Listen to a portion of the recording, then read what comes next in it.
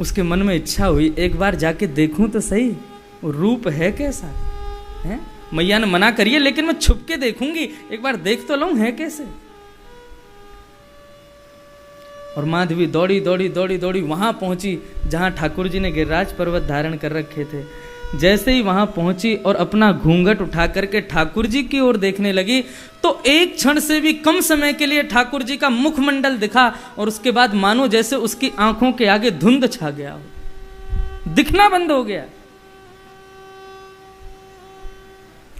बार बार अपनी आंखों को मीटती है, बार बार पानी से धोती है कि मुझे दिख क्यों नहीं रहा है। चित्त चढ़ी वह सांवरी मूरत, लेकिन वो एक क्षण की जो सांवरी मूरत थी वो चित्त में चढ़ चुकी थी। आज अपनी मैया को कोस रही है मीरा भाई, अरे मैया तेने मुझको कैसी सीख दी, मुझे मना क्यों किया को कभी मत देखियो। ठाकुर जी के चरणों में प्रणाम करके कहा, बोले मुझको अपनो दर्श कराओ, मैं क्षमा मांगू। ठाकुर जी बोले या जन्म में तो तू मेरो रूप ना दिखेगो, तू अगले जन्म में मीरा बाई बन के आवेगी और मैं एक संत के माध्यम से तेरे पास आऊंगा। मेरो रूप देखते ही तू पहचान जाएगी कि मेरो तेरो कहा संबंध है। आज मीरा बाई कह रही है मैया ये बाबा के ना है ठाकुर जी, ये तो मेरे हैं, ये तो मेरे पास आवे के काजी इनको सारो लेके आए हैं, बाकी बाबा के थोड़े हैं, ये तो मेरे हैं। इनने मुझे वचन दियो कि ये मेरे पास आवेंगे। अब विचार करो, इतने वर्षों से रैदास जी सेवा करते आ रहे हैं और उनको कोई कहे कि ये मेरे, ताम्रवर्ण हो गया उनका। तो बोले कि कैसे कैसे कहा, अरे ये मेरे ठाकुर जी, इनको खवाऊं पिवाऊं अपने संग सुबाऊं और ये कह रही है मेरे। मीराबाई ने रैदास जी को नहीं कोसा, ठाकुर जी की ओर देखती है और कहती है संत तो हृदय, संत का हृदय को नवनीत के समान होता है, लेकिन कन्हैया निष्ठुर तो तुम हो। वचन देकर के भी आज पालन नहीं कर रहे हो अपने वचन का। 3 दिन का समय दे रही हूं, यदि नहीं आए तो अपना गला काट लूंगी, अपने प्राण त्याग दूंगी। 3 दिन तक अनशन व्रत पर बैठी है मीराबाई। और आज रात्रि में शयन करा करके ठाकुर जी को जैसे ही रैदास जी सोए हैं, स्वप्न में गिरधर लाल प्रकट हो गए, रोने लगे।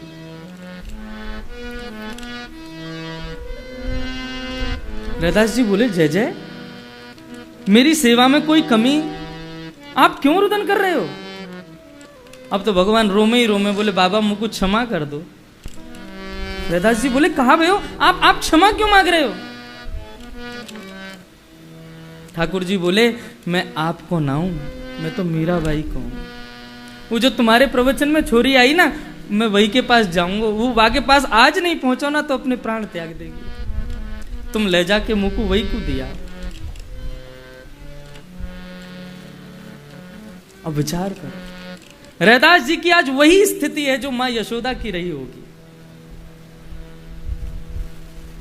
जिनको खवा के खामे, जिनको सुबह के सोवे, जिनको नवा में दुआ में हमेशा अपने पास रखें, उनको कोई और ले जाए, कैसी वेदना होती है। लेकिन जा में रुचि ठाकुर जी की, ये ठाकुर जी का स्वरूप है, कोई नहीं समझ सकता वो किसको कब संयोग दें और किसको कब वियोग दें। मीराबाई अनशन व्रत पर बैठी है, रुदन कर रही है कि वे आएंगे तो रहूंगी, नहीं तो आज अपने प्राण त्याग दूंगी। अर्धरात्रि का समय श्री रैदास जी ठाकुर जी अपने हृदय से लगा करके लेकर के जा रहे हैं, अपने से दूर कर रहे हैं। मीराबाई के कक्ष में पहुंचे, मीराबाई अचेत अवस्था में पड़ी है, बस प्राण निकलने ही वाले हैं। माता पिता चरण दबा रहे हैं, कोई पानी पिवा रहा है, लेकिन मीराबाई। तब रैदास जी पहुंचे और अपने गिरधर लाल को हाथ में लेकर के नेत्रों से अश्रुपात करते जा रहे हैं और मीराबाई से कहते हैं बेटी चल उठ जा। ले मीरा है गिरधर तेरा, ले मीरा है गिरधर तेरा, ले मीरा है गिरधर तेरा, ले मीरा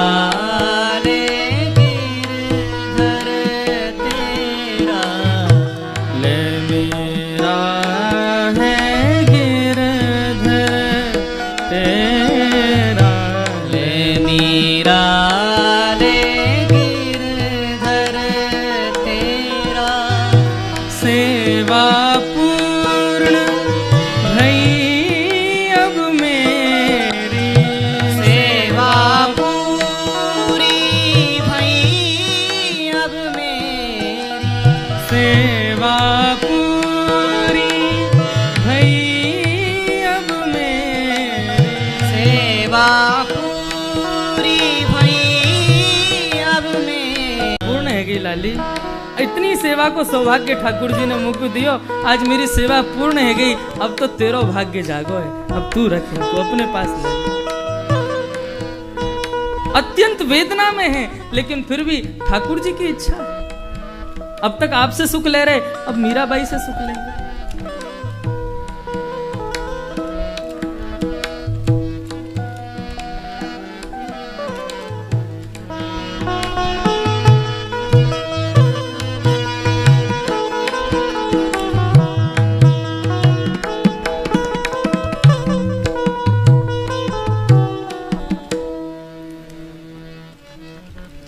संयोग और वियोग, इस दुनिया के 4 अकाट्य सत्य हैं, लिख लीजिएगा अपने पास।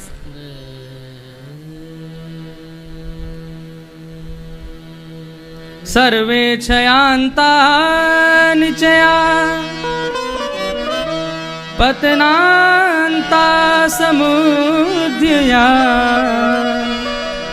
संयोगस्य वियोगांता, मरणांताश्च जीवितम्। 4 अकाट्य सत्य हैं संसार के। बहुत सुंदर श्लोक है। ढेर किसी वस्तु का होता है तो बिखरने के लिए ही होता है। आपके पास में धन यदि अति आ जाए, किसके लिए आया है? खर्च होने के लिए तो आया है। किसी वस्तु का ढेर, आप सब्जी मंडी सुबह जाओ, कितनी सब्जियों का ढेर है, किसके लिए? बंटने के लिए ही तो है। तो पहला अकाट्य सत्य यह है कि ढेर जो होता है वो बिखरने के लिए होता है। और दूसरा अकाट्य सत्य क्या है?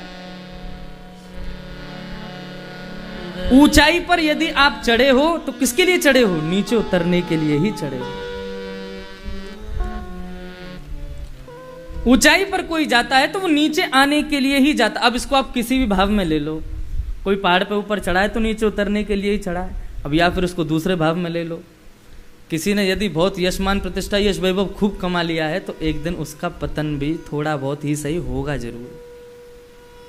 ऊपर चढ़े हो तो नीचे तो एक बार आओगे। दूसरा अकाट्य सत्य यह है कि कोई बहुत ऊंचाई पर चढ़ा है तो नीचे आने के लिए ही चढ़ा है। और तीसरा अकाट्य सत्य क्या है? यदि आपको किसी का संयोग मिला है तो वो वियोग पाने के लिए ही मिला है।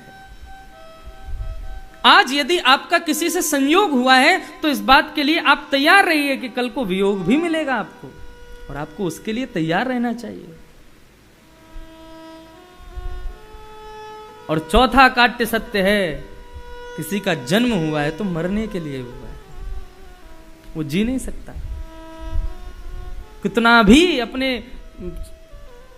जीवन को बचाने का प्रयास कर ले, सुरंगों में चला जाए, अपने आप को प्रत्येक हर प्रकार की आधि व्याधियों से बचा ले, लेकिन जीवन का ये अकाट्य सत्य है कि वो मरेगा जरूर।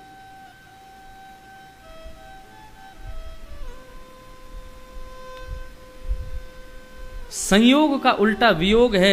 यदि आपको कहीं संयोग मिल रहा है तो आप तैयार रहिए कि वियोग भी मिलेगा। आज यशोदा को वियोग दिया है तो देवकी को संयोग भी तो दे रहे हैं। ये भगवान की लीला कहकर के हम चुप हो जाते हैं, लेकिन वास्तव में ये अकाट्य सत्य है। इसमें कोई कुछ इसमें परिवर्तन नहीं कर सकते आप। मैया थाली सजा करके लाला के पास गई, मन में बड़े बड़े पहाड़ उमड़ रहे हैं, लहरें उमड़ रही हैं। इतना प्रेम करूंगी, ऐसे प्रेम करूंगी, वैसे प्रेम करूंगी, ऐसे अपने लाला को रिझाऊंगी, कोई कमी अनुभव नहीं होने दूंगी। लेकिन जैसे ही सामने ठाकुर जी के पास पहुंची हैं, ठाकुर जी भी खुश है गए। हाँ मैया, आज तुम अपने हाथ से ही पवाओ मुंह को। मैया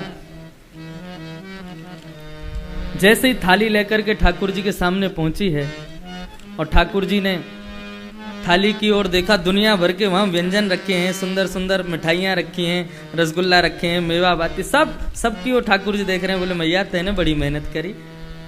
मैया बोली तेने एक चीज ना देखी? बोले कहा? तभी थाली के मध्य में माखन मिश्री रखा था। मैया ने कही देख तेरा मनपसंद माखन मिश्री आज मैं खवाऊंगी अपने हाथ से।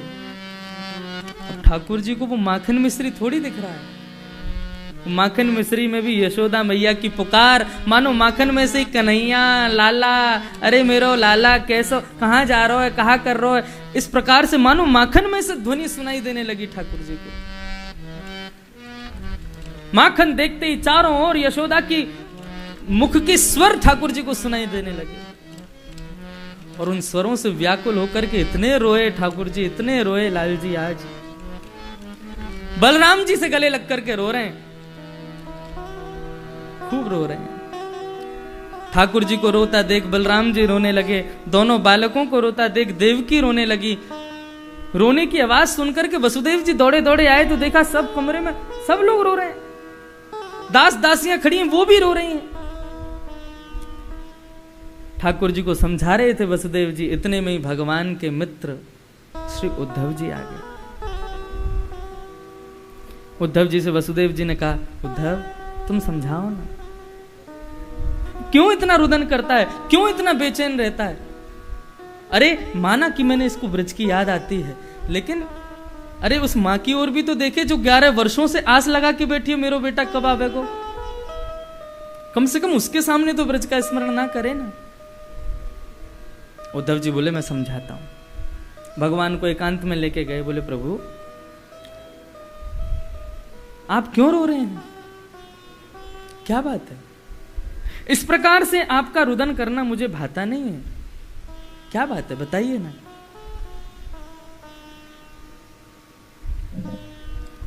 उद्धव मुझे ब्रज की बड़ी याद आती है और ब्रज में भी मेरी मैया यशोदा, समस्त गोपांगनाएं, समस्त मेरे छोटे छोटे ग्वाल बाल, मेरे सखा मित्र, छोटे छोटे बछिया बछड़ा जो पूंछ उठा के मुंह को देख के दौड़ते दौड़ते उन सबन की बड़ी याद आवे। हे उद्धव तुम ब्रज जाओ ना। मैं तो नहीं जाऊंगा, क्योंकि मैं गया तो वो अपने प्रेम पाश में मुझको बांध लेंगी और यदि मैं गया तो वापस नहीं आ पाऊंगा, आगे की लीला कैसे होगी? तुम चले जाओ। बंधु अब थोड़ा सा इस विषय को समझिए। भगवान ने उद्धव को ही क्यों भेजा? मंत्री तो और भी हैं, मंत्री तो बहुत सारे हैं वहां पर। और सबसे बड़ी बात तो भगवान को लेने गया था कौन? अक्रूर। अक्रूर जी तो पहले भी ब्रजमंडल जा चुके हैं और अक्रूर जी को सब पता है कैसे रास्ते हैं, कहां हैं। अब स्थान पर उसी को भेजना चाहिए जो जानकार हो। उद्धव तो कभी ब्रज गया ही नहीं। भगवान उद्धव को क्यों भेज रहे हैं ब्रज में? तात्पर्य क्या है?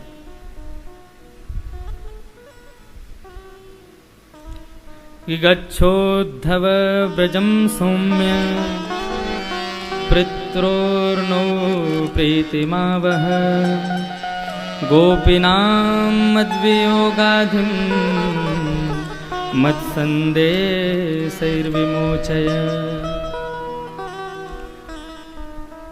भगवान को उद्धव को भेजने का रहस्यमय कारण कुछ भी हो, लेकिन जो दास की बुद्धि में आया मैं उस भाव से कुछ ना कुछ बताना चाहूंगा। भगवान जानते हैं कि ये ब्रज की जो गोपांगनाएं हैं ये साधारण किसी की बात को सुनने में सक्षम नहीं, किसी की बात को समझेंगे नहीं वे।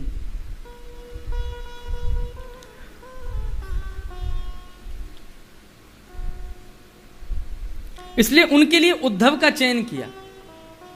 उद्धव ही क्यों? उद्धव में और भगवान में अणुमात्र भी भेद नहीं है।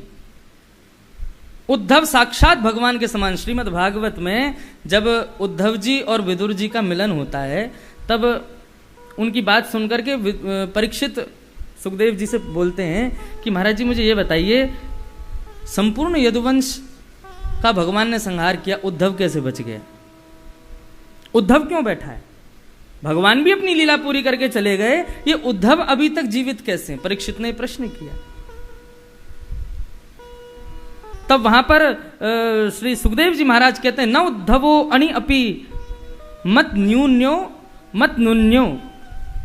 भगवान कह रहे हैं कि अणु मात्र भी मुझसे कम नहीं है उद्धव, मेरे समान है। मेरी लीला संवरण के बाद में मेरे भक्तों को ज्ञान पहुंचाने के लिए मैं उद्धव को यहीं छोड़ के जा रहा हूं। और जीवन पर्यंत आज भी उद्धव जी हैं, चिरंजीवी हैं, आज भी रहते हैं। उद्धव में और भगवान में बिल्कुल भेद नहीं, ये बात श्रीमद् भागवत ने पुष्टि की है।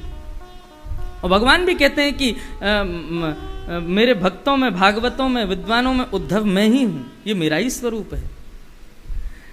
लेकिन उद्धव में केवल एक चीज की न्यूनता है, क्या? कि वे अभी भक्तिमान नहीं है, ज्ञानमान तो हैं। यहां पर एक बात लिखी है, गोपीनाम मद वियोगाधिम। बोले गोपियों को क्यों जाओ उद्धव ब्रज में? बोले गोपियों को मेरे वियोग की आधि लग गई है। आधि और व्याधि दो चीज होती हैं। व्याधि किसे कहते हैं? शरीर को जो लगे वो व्याधि है, लेकिन मन को जो चिंता हो जाती है उसको आधि कहते हैं। आधि अगर लग गई ना तो व्याधि लगने में समय नहीं लगेगा।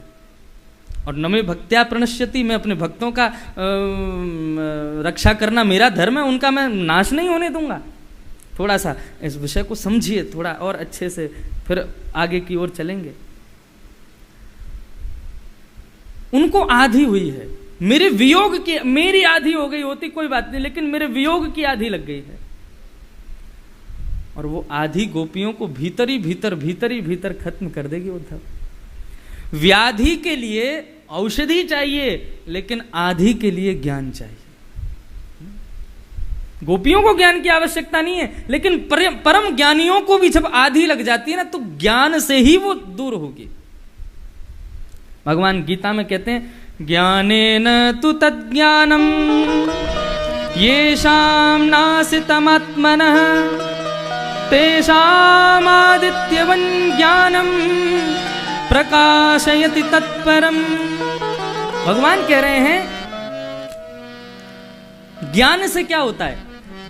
मैंने आपको ज्ञान दिया, आप ज्ञान युक्त हो गए। अब आप क्या करोगे? आप दूसरों को ज्ञान देके दूसरों को ज्ञान युक्त करोगे, उनके अज्ञान के अंधकार को दूर करोगे। अब देखिए, जो भगवान कह रहे हैं मेरे वियोग की आधि, आधि का मतलब क्या? आधि का मतलब ही अज्ञान है। मैं ऐसा नहीं कहूंगा कि गोपियों को अज्ञान है, लेकिन गोपियां वियोग में, अब भगवान को लीला बनानी है, कैसे भी करके उद्धव को गोपियों तक पहुंचाना है और गोपियों का संधि उद्धव से करवानी है। उसके लिए इसका भले ही उन्होंने सहारा मात्र ले लिया कि भाई गोपियों को मेरे वियोग की आधि लगी है, इसलिए आधि को दूर करने के लिए कोई ज्ञानी ही भेजना पड़ेगा, और उद्धव ही उसमें श्रेष्ठ है। कौन है? वृष्णीनाम प्रवरो मंत्री कृष्णस्य दैत सखा। भगवान के सखा तो बहुत सारे हैं, अर्जुन भी सखा है भगवान का, सुदामा भी सखा है भगवान का, लेकिन इन सखाओं में सबसे अग्रगण्य यदि कोई है तो वो उद्धव है। दैत सखा, ये दैत शब्द गोपियां भगवान के लिए प्रत्युक्त करती हैं और भगवान ये शब्द उद्धव के लिए कहते। अब सोचो, भगवान कह रहे हैं मुझसे प्रेम करती हैं गोपियां और मैं प्रेम करता हूं उद्धव से, तो मैं जिससे प्रेम करूं उसकी संधि गोपियों से करवा दूं, तो ज्ञान और भक्ति, मां और पुत्र का मिलन हो जाएगा। भगवान कहते हैं ज्ञानी प्रियतमो, श्रीमद् भागवत में। अब इसको भले ही लोग क्या सोचते हैं, मैं अखंडानंद जी की किताब पढ़ रहा था, उसमें वो बोल रहे थे लोग भक्तिवान होने के बाद में सोचते हैं ज्ञानी होने की आवश्यकता नहीं, केवल भक्ति से ही जीवन उद्धार हो जाएगा। नहीं, भगवान कहते हैं भक्तिवान व्यक्ति मुझे प्रिय है, लेकिन मेरा प्रियतम कौन है? मैं जिसके पीछे पीछे विचरण करूं वो कौन है? बोले ज्ञानी प्रियतम हो। मुझे ज्ञानी मेरा प्रियतम होता है, लेकिन ज्ञान का आवरण नहीं होना चाहिए उसके ऊपर। ज्ञान का आवरण मतलब अहम, ज्ञान आने के बाद जो अहंकार आ जाता है वो नहीं होना चाहिए। ज्ञान उसके वो विवेकी होना चाहिए, और वो उद्धव है। रते ज्ञानान्न मुक्ति, ज्ञान के बिना मुक्ति नहीं मिलती। ज्ञान का स्वरूप क्या है? क्योंकि आज का जो प्रसंग है वो भक्ति की पराकाष्ठा है। और माँ से मिलो, भक्ति माँ है, उससे मिलो, उससे पहले बेटे के संग चल देते हैं। बेटा कौन? ज्ञान। ज्ञान क्या है? आप मार्ग में चल रहे हो, अंधेरा हो रहा है, और अंधेरे में आपके हाथ से आपकी मोटरसाइकिल की या गाड़ी की चाबी छूट जाए और रोड के बगल के खेत में गिर जाए। अब खूब ढूंढो, नहीं मिलेगी। तब साथी संबंधी क्या कहेंगे? या तो प्रकाश की व्यवस्था करो या फिर सुबह तक का इंतजार करो।